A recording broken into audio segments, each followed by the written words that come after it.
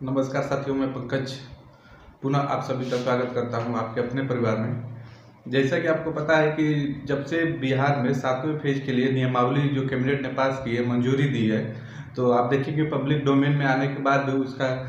काफ़ी बड़े लेवल पे बहिष्कार किया जा रहा है। जो देखेंगे कि जो नियोजित शिक्षक हैं पहले से, वो भी उसका बहिष्कार कर रहे हैं और जो नए छात्र हैं वो भी उसका बहिष्कार कर रहे हैं। तो बहिष्कार का कारण क्या है और इसमें होगा क्या, यही इस वीडियो में हम चर्चा करेंगे कि आगे का प्रोसेस क्या रहने वाला है। तो सबसे पहले बात करें हम इसमें बहिष्कार का, तो बहिष्कार का कारण आप जानेंगे तो यहाँ पे ये जान लीजिए कि जो नियोजित शिक्षक हैं वो पहले से ही मांग करते आ रहे हैं, धरना करते आ रहे हैं कि हमें नियमित किया जाए, राज्यकर्मी का दर्जा दिया जाए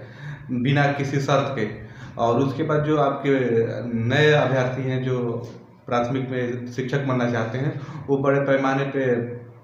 आपने पीछे देखा होगा धरना करते आ रहे हैं कि नियमावली को वापस लिया जाए, क्योंकि इसमें नियमावली आप देखेंगे परीक्षा की बात कही जा रही है और जो वैकेंसी 4 सालों से नहीं आ रही है, 4 सालों से आप देखेंगे प्राथमिक में बिहार में वैकेंसी आपकी नहीं आई है। इससे पहले वाली वैकेंसी आप देखेंगे वो आपकी मेरिट बेस पे हुआ था। मेरिट अर्थात कहने का मतलब ये है कि अगर आप प्राथमिक में 1 से 5वीं में जाना चाहते हैं तो हाई स्कूल इंटर और उसके बाद जो आपका टीचिंग कोर्स है उसको जोड़ के और उसके बाद जो सीटेट में आपके मार्क्स है उसके हिसाब से आपको मेरिट में आने के बाद नियुक्ति दी जाती थी। तो इस प्रकार से ये प्रोसेस था और अचानक से नियमावली में आपको ये बताया जा रहा है कि बीपीएससी के थ्रू या किसी और आयोग के थ्रू आपका एक पेपर होगा, तब जाके आप प्राथमिक में शिक्षक बन पाएंगे। आप देखेंगे कि इसी बिहार के अदर सटे हुए राज्यों में, जैसे आपका यूपी हो गया, राजस्थान हो गया, वही झारखंड हो गया, इन अलग तमाम राज्यों में आप देखेंगे प्राथमिक में शिक्षक बनने के लिए भी आपका एक मेंस पेपर होता है। अगर आप सी टेट और उस स्टेट का जो भी आपका टेट होता है, जैसे यूपी की बात करें तो यूपी में यूपी टेट होता है, बिहार में बी टेट होता है और राजस्थान में आपका रीट होता है। तो जो भी आप प्राथमिक का पेपर क्वालिफाई करने के लिए एक स्टेट का या सी टेट में से कोई आपका क्वालिफाई होता है, तब एलिजिबल होते हैं आप मेन परीक्षा में फॉर्म भरने के लिए। और फॉर्म भरते हैं और जो परीक्षा में आपके अंक आते हैं उसके आधार पे आपके मेगा अंक यानी मेरिट बनता है और उसमें आपका इस प्रकार से ये प्रोसेस है। तो इसीलिए बिहार में इस बड़े पैमाने पे आप देखेंगे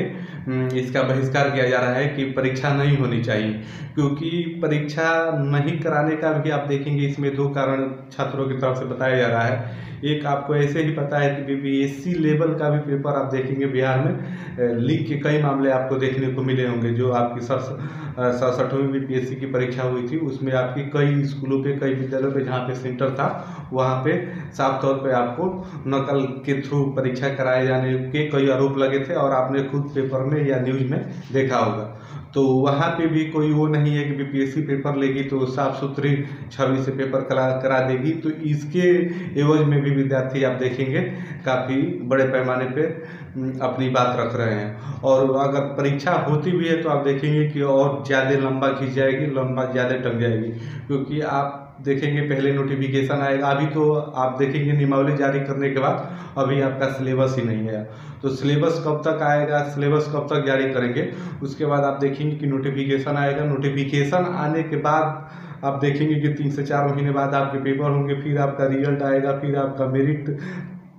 लगेगा और उसके बाद नियुक्ति दी जाएगी। तो इन सारों प्रोसेस में आप देखेंगे कि एक लंबा समय लगेगा। मिनिमम जिस प्रकार से बिहार की सरकारें काम करती हैं किसी भी वैकेंसी को लेके, तो आप देखेंगे कि एवज में ये 1.5 से 2 साल अमूमन लग जाने हैं, कितनी भी तेजी करेंगे। तो इसीलिए वहाँ के छात्र चाह रहे हैं कि पेपर नहीं होना चाहिए, जो पहले से जो प्रोसेस आया होता है उसी प्रोसेस पे ये 7वें फेज की वैकेंसी हो और इससे जो आगे की जो वैकेंसी होगी प्राथमिक में उससे पहले ही बता दिया जाए कि अब आपका इस बार से पेपर होगा और आप इसकी तैयारी करिए। और इस बार अचानक से बताया जा रहा है तो इसलिए आप देखेंगे छात्र जो भाई बहन है एक्सेप्ट नहीं कर पा रहे हैं। लेकिन अगर इसका सही मायने में देखेंगे, तर्क देखेंगे, तथ्य देखेंगे, तो पेपर होना भी एक अच्छी बात है, क्योंकि आप देखेंगे कि सी टेट में इस बार जो आपका 2022 सी टेट हुआ तो बिहार में काफ़ी बड़े पैमाने पे सी टेट में आपको धांधली देखने को मिली। और सही मायने में बात की जाए, बात तो कड़वी है लेकिन इस सही बात की जाए तो उन्हीं छात्रों को बुरा लग रहा है ये पेपर जो छात्र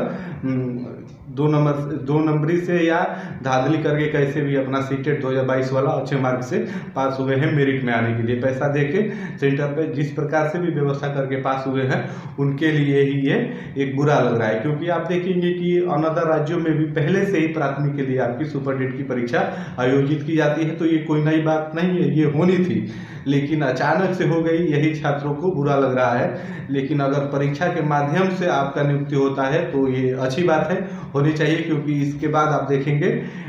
अच्छे शिक्षक, गुणवत्तापूर्ण जो शिक्षा देने की बात बिहार सरकार कर रही है बच्चों को, वो दी जाएगी और योग्य शिक्षक ही आएंगे। तो इसीलिए आप देखेंगे कि ये पेपर की बात कही जा रही है और अभी तक उसका आयोग कोई गठित नहीं हुआ है कि किस आयोग के तहत होगा, लेकिन जहाँ तक बात की जा रही है तो आप देखेंगे कि बीपीएससी की बात की जा रही है, तो कोई कंफर्म नहीं है कि अभी बीपीएससी ही कराएगी। ये सारा कुछ प्रोसेस आपको कुछ ही समय में आगे चल के पता चल जाएगा, यानी 20 से 25 यानी इस महीने में मान के चलिए कि आपको बहुत कुछ क्लियर हो जाएगा कि कैसे कब होगा, कब तक नोटिफिकेशन आएगा और आपका सिलेबस क्या रहने वाला है। जहाँ तक सिलेबस की बात की जाए तो आप इतना समझ लीजिए, आप खुद रियलाइज कर सकते हैं, बी टेट का आप कोर्स उठा लीजिए, जो आपका बिहार में टेट होता है उसका उठा लीजिए, या सी टेट का उठा लीजिए, दोनों की अगर आप तैयारी एक बार अच्छे से किए हैं तो आपको कोई अलग से तैयारी आप देखेंगे जो सुपर टेट होगा उसके में करने की जरूरत नहीं पड़ेगी। उसी को आपको व्यापक पैमाने पे व्यापक अच्छे तरह से पढ़ना होगा, क्योंकि जिस भी स्टेट का मेन पेपर होता है तो आप देखेंगे कि जो उस स्टेट का टेट होता है उसी को बेस बना के पेपर को डिजाइन किया जाता है। जैसे अगर सुपर टेट की बात की जाए यूपी की, तो आप देखेंगे कि यूपी टेट का जो सिलेबस है उसी को व्यापक पैमाने पर फैला के थोड़ा सा आपका सिलेबस दिया जाता है। तो इसी प्रकार से इसके लिए आप ज़्यादा परेशान ना होइए, अभी से आपके जो बेसिक पढ़ाई है, बेसिक तैयारी है किसी भी पार्ट में, जिसमें मैथ के जो बेसिक आपके टॉपिक है उसको पढ़िए, हिंदी में जो बेसिक टॉपिक है आप उसको पढ़िए। तो इस प्रकार से जो सारे सब्जेक्टों में आपका बेसिक है, बेसिक को अच्छे से क्लियर करिए और उसके बाद तुरंत आप देखेंगे इस महीने में आपका सिलेबस आ जाने के बाद काफ़ी कुछ क्लियर हो जाएगा। तो आप उसके लिए थोड़ा भी परेशान ना हुई। जो छात्र धरना देने इसके लिए भी गए थे तो वहाँ पे देखेंगे साफ तौर पे सरकार मना कर रही है, वो पेपर के ही पक्ष में है, और जो नियोजित शिक्षक हैं उनको भी परमानेंट यानी राज्यकर्मी बनने के लिए पेपर देना पड़ेगा, तो वो भी आप देखेंगे धरना कर रहे हैं, तो वो उनका अलग मुद्दा है, तो उनमें हमें नहीं पढ़ना है। हमें आपको अगर आप फ्रेश इस बार राज्यकर्मी के तौर पे पहले ही बार में नियुक्त होना चाहते हैं तो आप अभी से अपनी पढ़ाई को अच्छे से पढ़िए, अच्छा आयाम दीजिए, सिलेबस को सिलेबस तो अभी जारी नहीं किया गया है, लेकिन मैंने जो आपको बताया जो बेसिक आपकी तैयारी है उसको आप अच्छा करिए और आप देखेंगे कि उसी के आसपास में आपका जो भी सिलेबस जारी होगा तो उसी के बीच में आपको देखने को मिलेगा। तो आपको यही बताना था, 7वें फेज की जो वैकेंसी आने वाली है काफ़ी बड़े मात्रा में आने वाली है। आप देखेंगे कि 2 लाख के आसपास में इसमें सीट खाली है और आप देखेंगे कि बहुत कम ही कैंडिडेट, एक तो और है, सबसे पहले आपको ये बता दें कि डोमिसाइल सिस्टम लागू हुआ है और अदर राज्यों के आप देखेंगे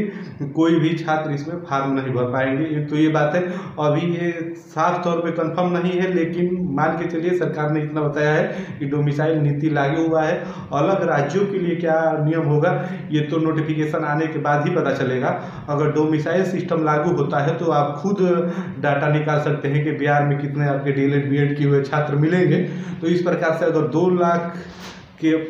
2 लाख तो आपका सारा पद है, उसमें उच्च के हैं, टीजीटी के, पीजीटी के, उसके बाद आपके प्राथमिक में, ये सारे मिला के हैं। अगर हम यहाँ पे बात करेंगे केवल पीआरटी की, अगर पीआरटी में 1 लाख पद आता है तो आप देखेंगे कि यहाँ पे आपके 4 से 5 लाख के आसपास में ही आपको फार्म प्राथमिक में देखने को मिलेंगे। तो 4 से 5 लाख फार्म हो और 1 लाख आपका सीट हो तो कोई यहाँ पे ज़्यादा कंपटीशन नहीं है। जो अच्छे से थोड़ा सा पहली बार तैयारी कर लेगा तो उस भाई बहन का आप देखेंगे आसानी से हो जाएगा। तो ये वीडियो बनाने का पर्पज हमारा बस इतना ही था कि आप खुद से मोटिवेट रहे, किसी के भ्रम में ना आए कि ये नियमावली बदलेगी, मेरिट बेस पे होगा, तो ऐसा नहीं है। इसके भ्रम में आप बैठे न रहिए, आपका जो बेसिक कंसेप्ट है अभी उसको अच्छे से एकदम क्लियर करते हुए चलिए और बाकी सब आप देखेंगे नोटिफिकेशन आने के बाद पता चलेगा कि आपकी माइनस मार्किंग होगी कि नहीं होगी, कितने घंटे का पेपर होगा, कितने मार्क का पेपर होगा। तो आपको इस वीडियो में यही कुछ सारा बताना था। तो उम्मीद है जानकारी आपको स्पष्ट एवं अच्छे से समझ में आई होगी। तो और भी कोई जानकारी आएगी तो हम आपको अपने चैनल के माध्यम से बता देंगे। तो इसके लिए आप हमारे चैनल को सब्सक्राइब करके हमसे जुड़ जाइए। तो फिर मिलते हैं आपसे नेक्स्ट वीडियो में, तब तक के लिए आप सभी को जय हिंद, धन्यवाद।